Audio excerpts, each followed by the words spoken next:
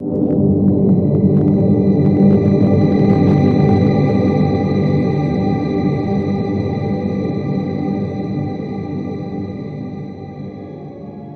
everyone, my name is Akankshu Nani, and welcome to my YouTube channel Neuro Chat with AG. On this channel, I plan to cover topics that are closest to my heart and support the neurodiverse community. Topics related to neurodiversity, autism spectrum disorder, and more. On the channel, I will interview thought leaders, esteemed researchers, scientists, professors, doctors, and psychologists, seeking their views and updates on their latest work, research, etc. I will also chat with parents of neurodiverse kids and adults and talk about experiences of neurodiverse individuals. Dr. Sabine Huemer is a distinguished scholar and practitioner in the field of neuroscience and mental health.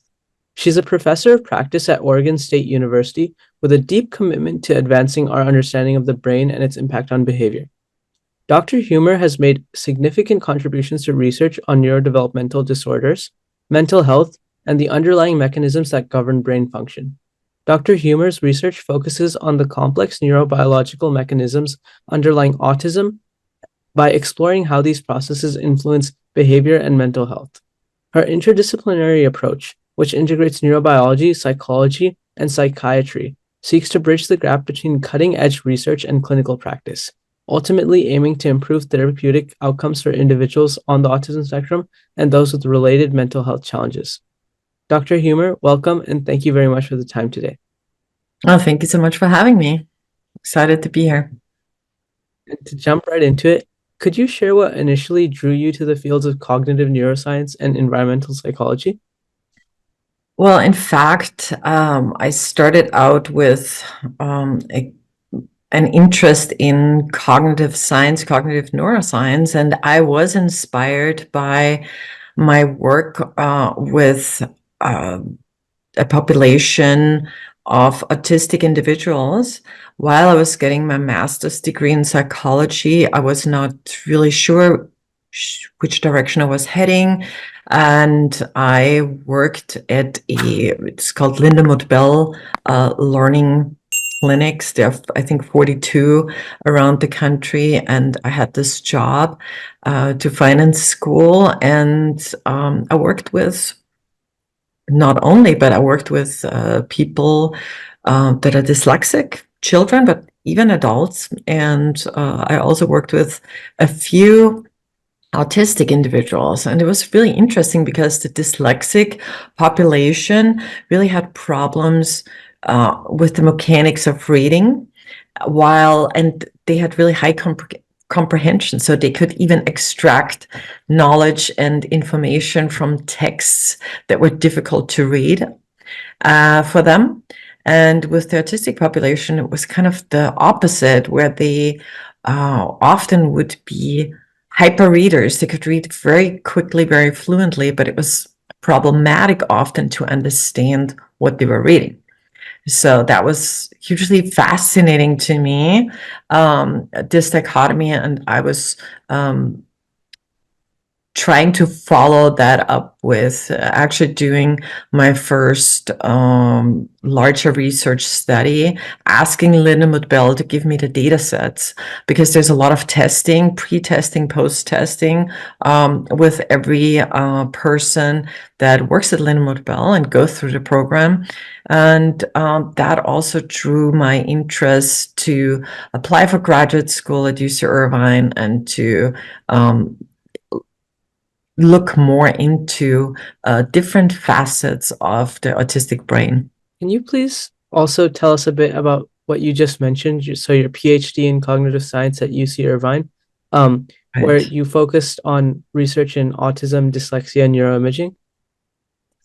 Yes, I did. So when I arrived at UC Irvine, I just had this opportunity also to get involved in neuroscience and some training, and I conducted some fMRI studies, which was great. I was a little bit, so at UC Irvine, I was at the Department of Cognitive Sciences with this separate from, there's another school that where there's the more classic and clinical psychology that you can study, and those are two separate entities and two separate schools, and they usually don't really do anything together. I took a class over there also, and something, but where you can study straight up psychology.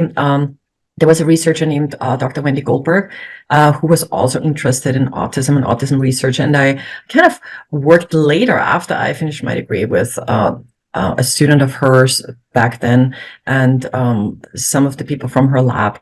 But at the Cognitive Sciences department at UC Irvine, there's really the classic cognitive science specializations, anything from perception to sensation, decision making, and there were some at that time.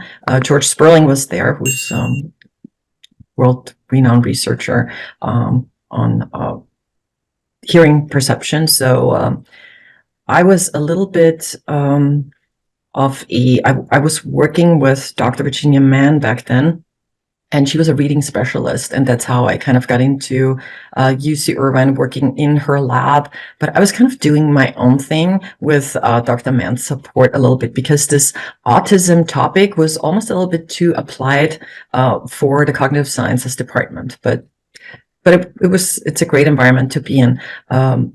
Again, the more directly autism related work is done over in the psychology department.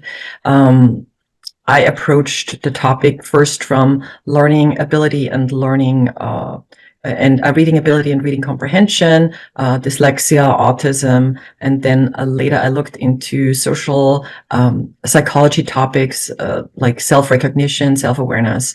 And my interest in environmental psychology kind of developed later. So after I graduated and I worked for a few years, I noticed that the neurodiversity movement really became more vocal, and autistic people were more and more empowered to get involved. Also, I worked at Loyola Marymount afterwards, and I taught a course on autism, and I worked with autistic students, and I also always made sure that part of the coursework was kind of some form of advocacy and public awareness campaigns. So, and in the course of that, I met a lot of people. I organized panel discussions, symposia, art shows, a lot of different things. And I really saw how creating an optimal environment really changes the trajectory for anybody, for that matter, but also specifically for autistic people. And there were very successful students at different university I was at and I'm at, who are on the autism spectrum, and they just had a lot of enrichment in their environment so they could succeed. And that kind of was my segue into environmental psychology, and that's what I'm doing right now. I always look back to the autism world because I always get contacted by people. For example, there's a nonprofit organization in Los Angeles, and they're building a center to help autistic individuals transition into professions, and they're asking me to help create the spaces that are really the optimal spaces for autistic people to succeed and work in. So that was great. And I also wanted to talk about your amazing TED Talk, in which you discuss the importance of all kinds of brains and autistic kids' potential and focus levels, such as drawing from the visuals they see. So could you please talk about your ideas to support them in reaching their potential? Absolutely. Again, back to these optimal environments, but I think the optimal environments, it also starts with an understanding and a perception what autism is. And although the spectrum is very wide, as we know, and not one autistic individual is like the other, we have to look at how other people perceive autistic people and people that are different in general. There's this long tradition, and I think depending where you are in the country and the world, the perception is different. But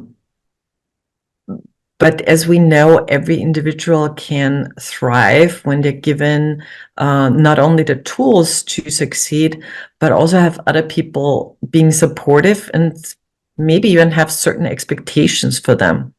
Because if a lot of autistic people were probably, because they often may express themselves differently.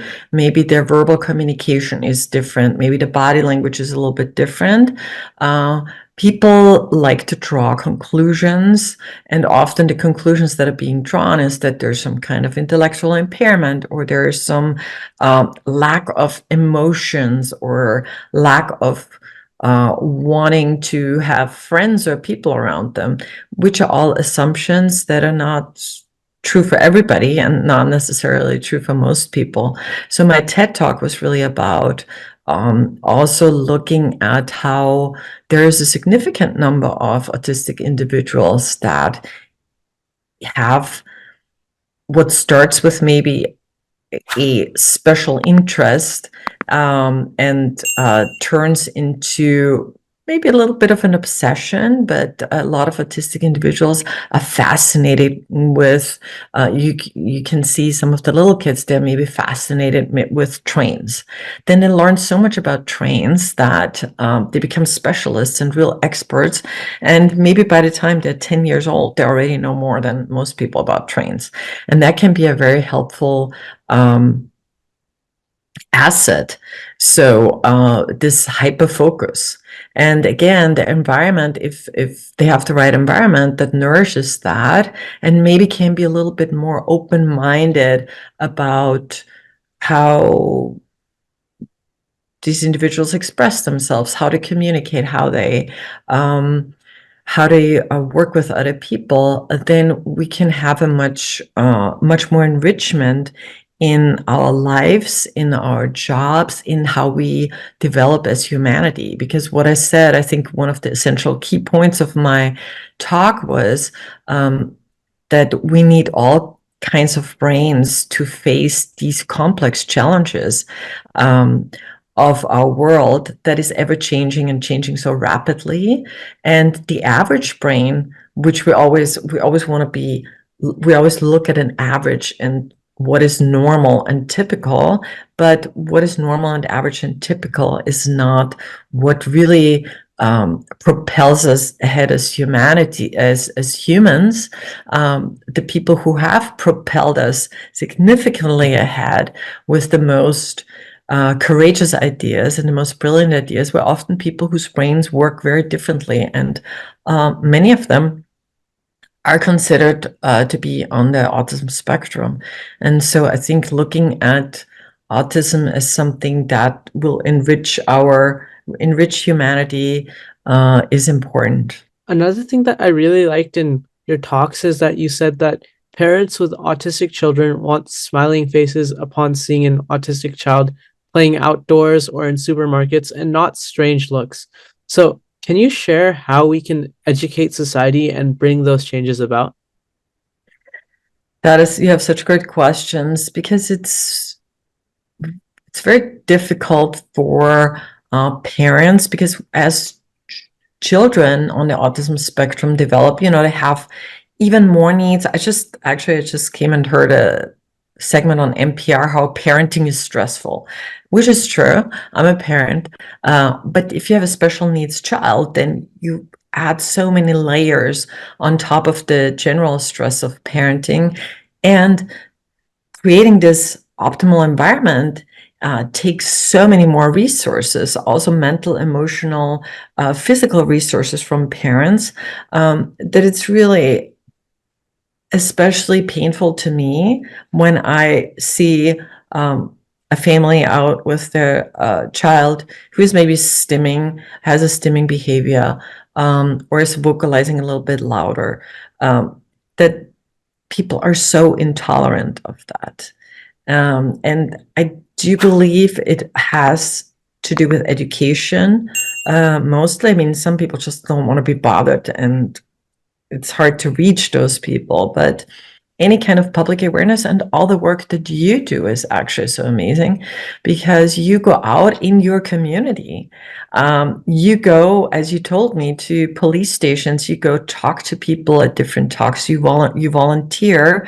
And I think we have to start within our communities. And if there are more ambassadors like you who go out and who talk to people and to your peers and who talk about this, then maybe we can just inch our way forward to a little bit more tolerance, because all parents need support, and no parent wants to be looked at weirdly. But I think especially for parents with special needs kids, we really just need to cheer them on more and give them a smile. And kids are beautiful, and they should be smiled at any time. And I think it's funny because any kid can throw a tantrum in the supermarket, and if you just can distract them a little bit and smile at them, they stop immediately, usually. So, and if they don't stop, fine, but don't make the parents feel even worse. You put that really beautifully, and also thank you for the compliment.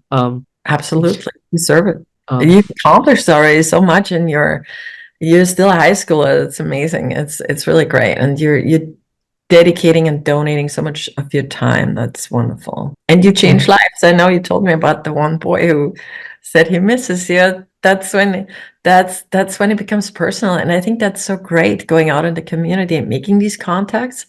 And for me, also working with, it's so important. I don't just want to be at a university and do research and talk to students. Being out in the community and giving talks and working with people, that's the most joyful part, because that's where you can see your work actually has meaning, and you can see it yourself, and you change one kid's life, and that kid, your role model, that can mean so much. It can mean a lot. It can really change the life trajectory of a human being. Looking up to somebody like you, it's amazing. So I think it meant a lot to me when, I found out that I was a role model for somebody, and I hope, other people, do similar things and, get the same experience. exactly, you are inspiring. And you know what? When you look at happiness research, what makes people happy, money is never up on top there. It's actually giving to others, like doing what you do, volunteer. And I think if you get the reward of a person's smile, or somebody who says, I missed you, that's just priceless. And that actually is is highly associated with happiness. So that's the collateral benefit you get from all your hard work. Yeah, you're really making me blush, but yeah, thank you. I know, I get emotional too. I do. It's amazing, right? And see, I want more people to have that experience. So that's why you're a role model, because it is such a heartwarming experience. And a lot of people should really go out and try it. And it takes a person to work with a person. Then you have a totally different perception, because you just said, how can we change people's minds? Well, that exposure and that communication and that being involved, you will never have the same perception. You will never look at a kid who throws a tantrum in a supermarket the same way if you've worked with this population. It's with any kids, but it's so rewarding, and that changes the world. So we need to, I think it's also important. I just actually today received a note from a former student who was also inspired to go into the field, and was asking about my opinion about inclusive education for autistic individuals. And I think it is so important, because the more separation we create, the less informed people are, and the more divide there will be. Because if I don't know anybody who expresses themselves like that, then it may seem scary, or it may seem something I just want to look away and not be bothered with. But so that's why just reaching out to people, being inclusive, and being curious. I think sometimes there's also a lack of curiosity on some people's part of what is happening. What does that even mean? and sometimes there's just some kind of fear. And I do believe you said you also watched some TV shows and movies. I do believe, although of course there's a lot of stereotypes in these shows and stuff, I do believe that was really helpful, because when I first started, there wasn't a TV show, and I think The Big Bang Theory then came out, and there was, I think it does help if mainstream media and movies and TV shows also portray different facets of autism, to just make people feel more comfortable and less afraid. And one thing I was really curious about, because, as everybody knows, autism's heterogeneity, like if you've met one person with autism, you've met one person with autism. So how do Yeah. you approach the challenge of like developing universal models or interventions that are effective across the very diverse populations on the spectrum? Well, it's basically you hit the hammer on the nail. It's definitely universal is not really universal intervention. I mean, you can maybe talk about categories of intervention that are helpful, but it also depends so much, as you say, on the individual. And there's no treatment for autism. There's only, a treatment for symptoms, for certain symptoms that can be treated maybe with medication because they're highly associated with autism, like anxiety or depression. There's other symptoms that can be treated with medication, but there's no treatment for autism. And there's there's great early intervention that is helpful always. Early intervention. So that's why it's important to get an early diagnosis. So that is really something that I think should be accessible and available, and parents should be informed, and it should be maybe part. I mean, I know it is to a certain degree, pediatricians ask certain questions, but there should be really a model for early intervention to get better outcomes. And then depending also on where the child is in development, and then development in certain functions can be delayed maybe, but during different life phases, the autistic individual will rely on different types of support more than others. So often in the early years, parents opt to do some behavioral therapy because they find it's important to communicate things very clearly. And later, social skills training is really important. What that exactly looks like or can look like will depend on the individual.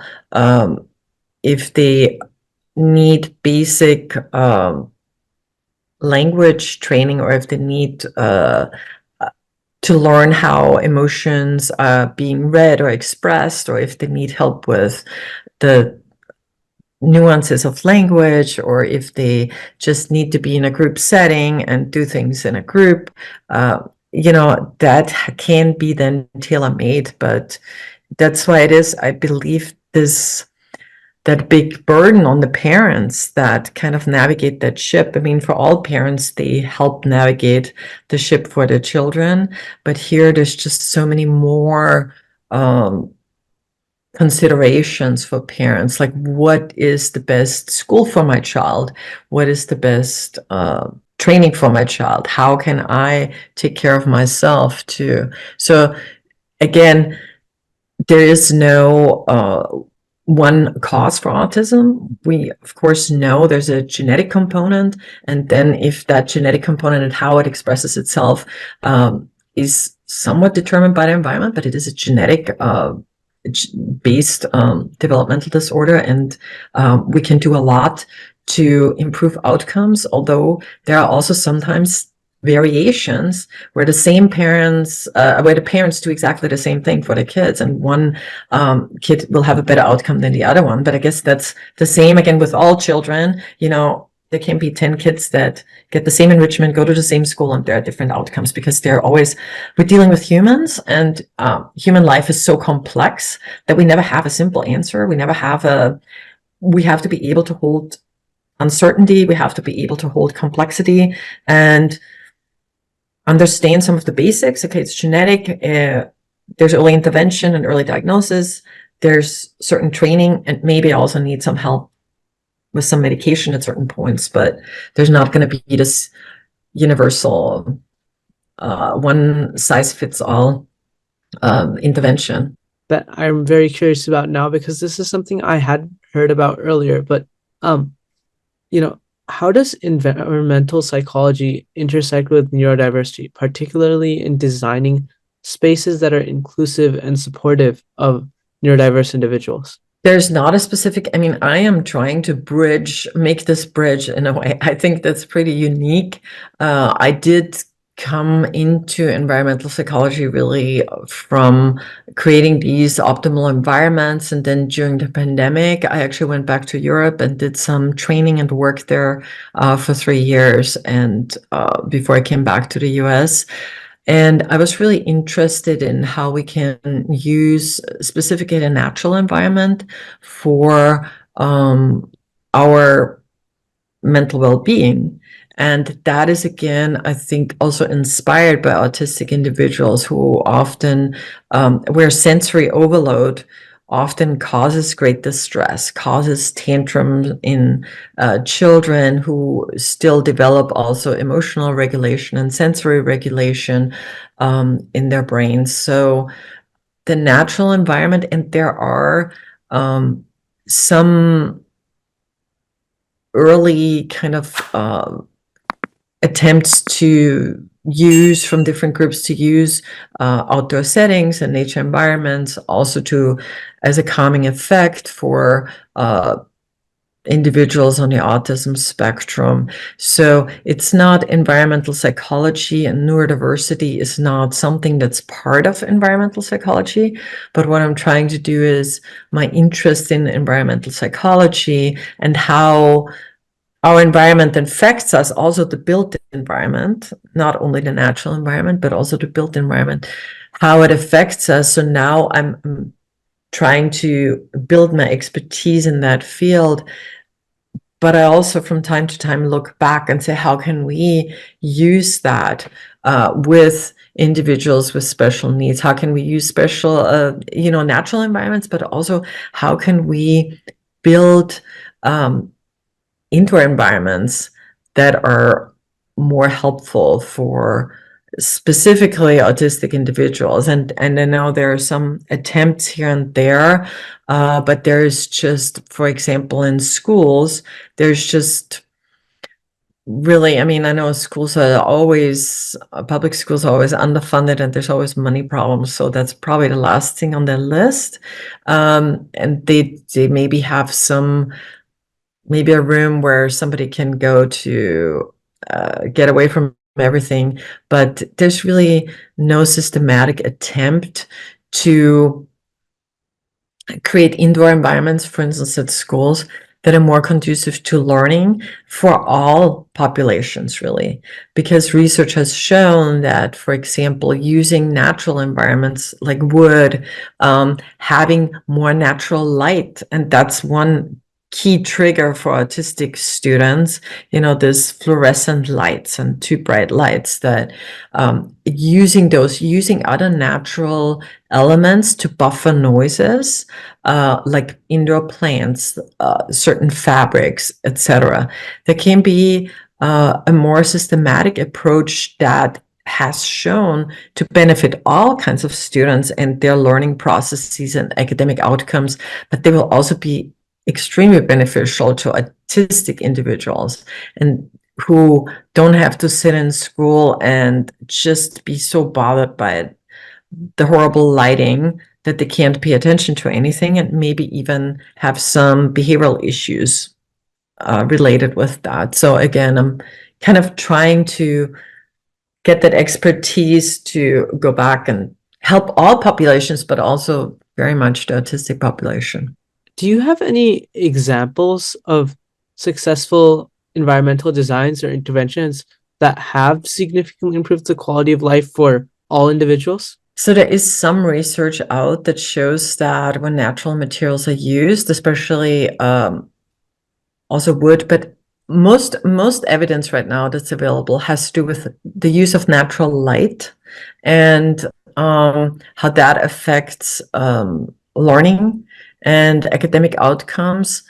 There's a little bit of research about how to use natural building materials like wood also indoors, and how that impacts. There's more research how that impacts general well-being. There's some research that shows that using wood surfaces indoors increases productivity at the workplace.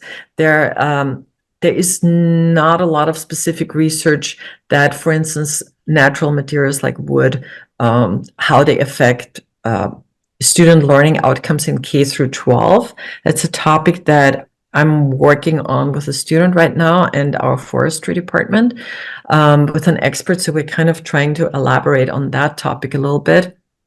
And there is the original research in that area really comes from, and the original application comes from studies, and then also putting into reality of hospitals and kind of healing environments. There are some hospitals in the world that use a lot of this natural light and wood and views to the outdoors, and they have found that people's recovery times after operations are faster when they have natural light, a view to the outdoors, and natural materials around them, and that their pain perception is lower. So those are significant impacts. And there are some models of schools in different countries also that try to use this effect of natural light, views to the outside, natural materials like wood to promote learning outcomes. And I think that's a very exciting area. And I do always think about the autistic population because that would be so beneficial to think about the lighting, the sounds. So there's also not a lot of research on that, but there's use of textile sound panels or even sound panels or even indoor plants to control indoor sounds more. That would be also very beneficial to autistic individuals. But again, there need to be more studies, and that's what I'm trying to focus on now going forward also. And there needs to be more studies on this topic, and then more implementations, systematic implementations of these study results. Because if our public schools are underfunded, it's nice maybe if some private institutions can do that, but if the big population doesn't benefit from it, it's difficult. And I know you touched on this a little bit earlier, but what are some key environmental factors that can either hinder or enhance the experience of individuals in public and private spaces? Do you mean autistic individuals or? Oh, yeah. Harder for. Well, what we know is that sensory overload happens a lot. So it is difficult, and there's some simulation videos online that you will find where people try to simulate what it looks like, what the world can look like for an autistic individual versus a non-autistic individual when it comes to sensory processing, sensory information. So there's just we can go outside and just deal with maybe bright lights and loud noises. We have some ability to drown certain things out. It's much more difficult for autistic individuals, and there's just a much higher threshold or a lower tolerance for loud sounds, for example. It can be, or very bright lights. Those are probably the two most, but it can also be textures, certain types of textures that are very irritating on the skin, especially. So if we picture an autistic first grader sitting in the classroom with bright lights, and it's always noisy in a first grade classroom and maybe even some clothes that are itchy, what happens is that the first grader will not be able to pay attention to what the teacher is saying because they're just trying to muster up all the strengths to sit in the seat without screaming loudly, because the sounds and bright lights and that itchy texture is just magnified these sensory experiences. And that can also trigger anxiety, of course. That can trigger tantrums. That can trigger stimming behavior. Some people say stimming behavior is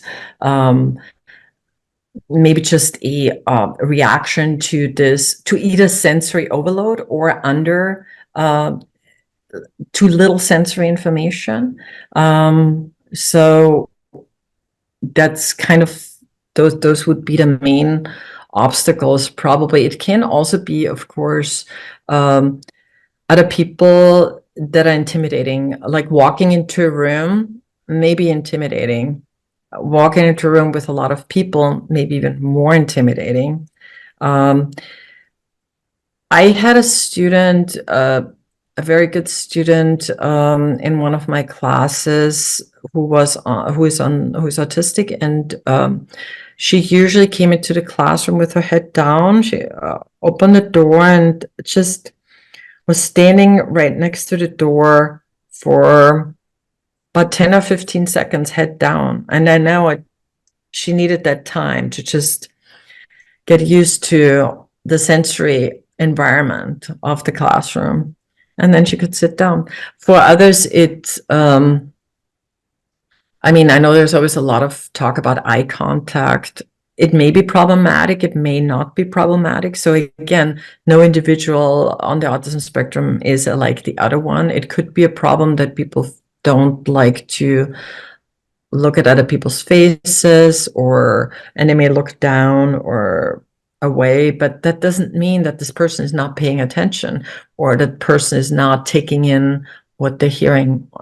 So there can be some people in the neurodiversity movement say, well, this is just a different way of not only perceiving the world, but expressing your own personality. And in your opinion, among these designs you mentioned, what is like the future of environmental design for autistic communities? Like, how do you envision the spaces evolving to be more inclusive? I believe that spaces are just often not built with, well, there are three different things that come to mind.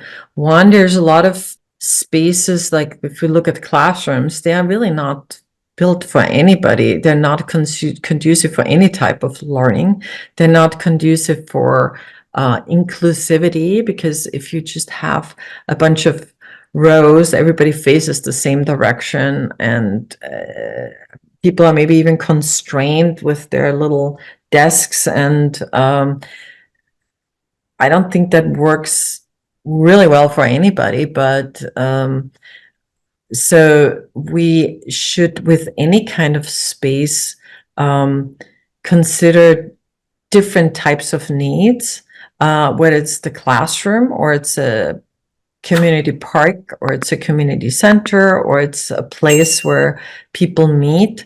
I do believe that what it can look like is there maybe are different areas within a space where everybody can feel comfortable. Maybe we can have classrooms where there's not only one type of seating.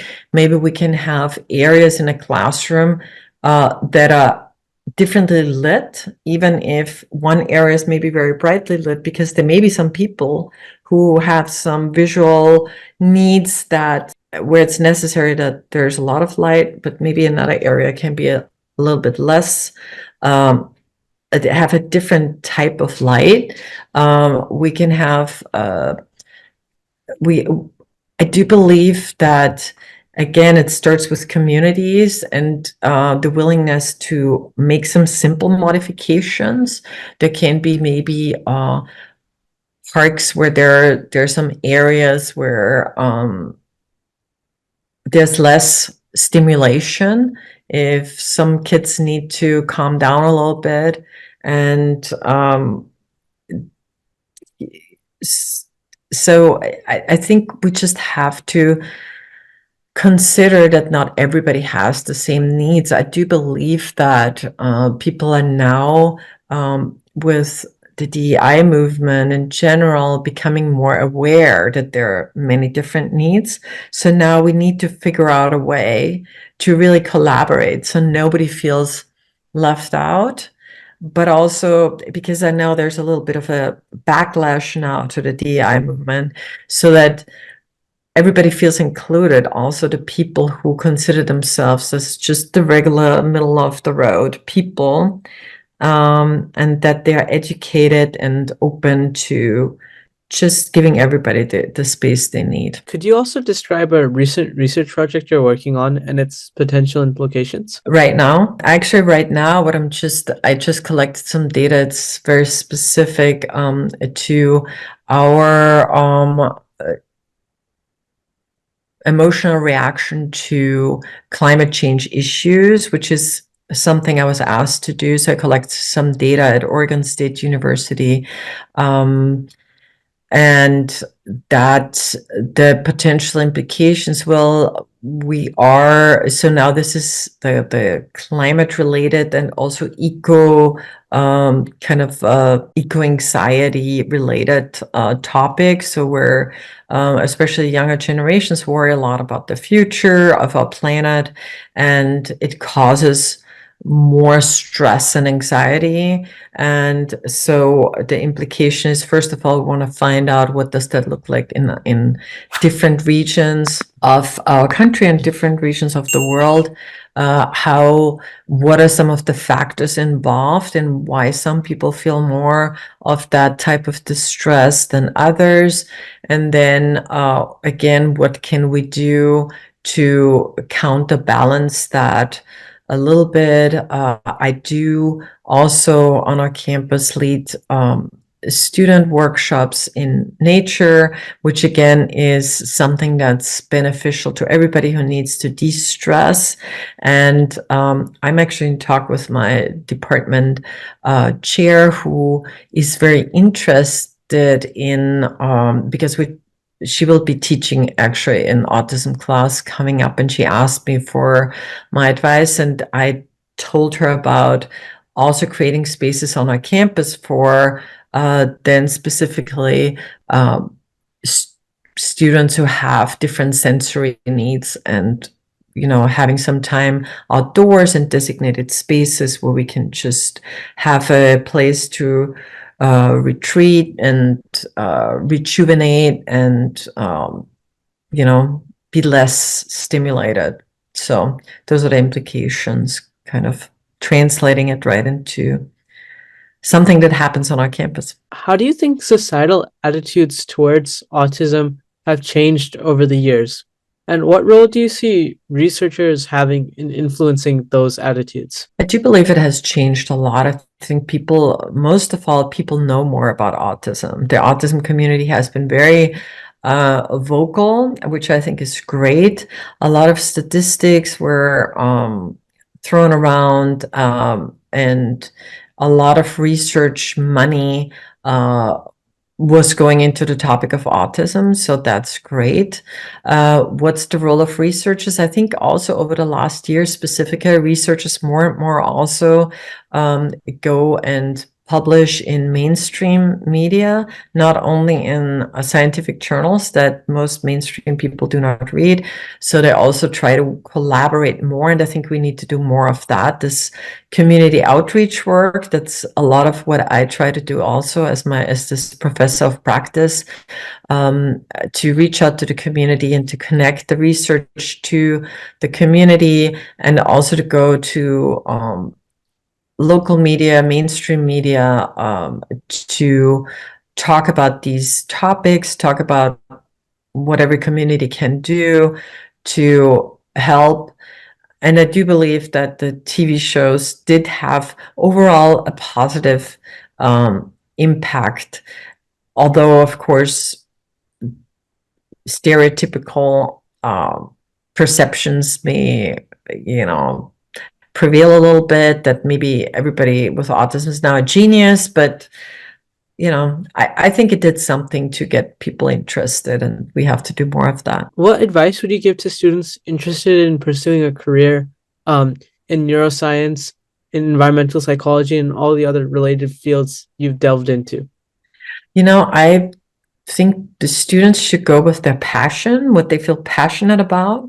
Coming back to you as an example, you're not even in college yet, but you find a passion, and a lot of young people may find that during college even or later, but find something you're passionate about and then be curious. And if you really like a topic, try to volunteer the area you actually want to go into. Try to find a summer job, an internship, a volunteer position, a part-time job. So get a little bit involved to know what's going on.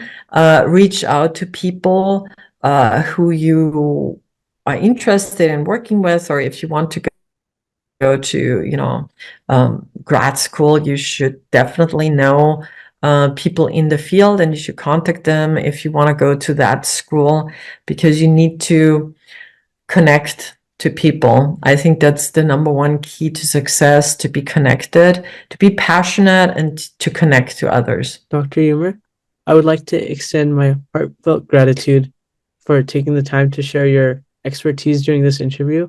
Your insights were incredibly enlightening, and I appreciate the thoughtful perspectives you offered on all your work in the field, which is truly inspiring, and I'm grateful for this opportunity. So thank you so much for doing this. It was so much fun. Thank you so much, and I'm sure I'll be hearing good things from you. Stay in touch.